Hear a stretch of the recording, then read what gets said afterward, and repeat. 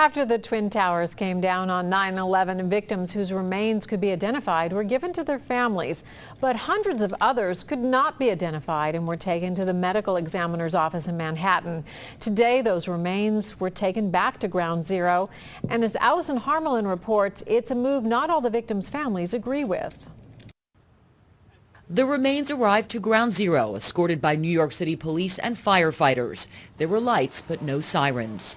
Also silent were some victims' families who gathered in protest, placing black bands across their mouths, a message to the city that their voices have gone unheard. Family members through this whole process have had virtually no input as to how the remains of their loved ones would be interred.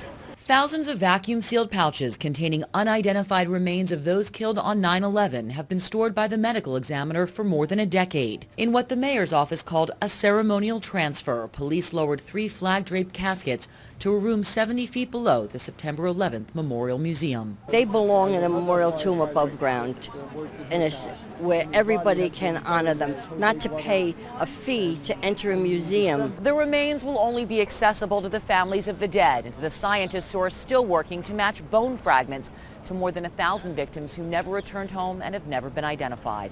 And many families support the transfer, including Charles Wolfe, who lost his wife Catherine on 9/11. This is important that all of these remains are back to where they were found at bedrock. Bedrock beneath a brand new monument honoring all that was lost that day.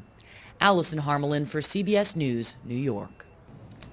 Officials hope improvements in technology will eventually lead to the identification of the fragmentary remains.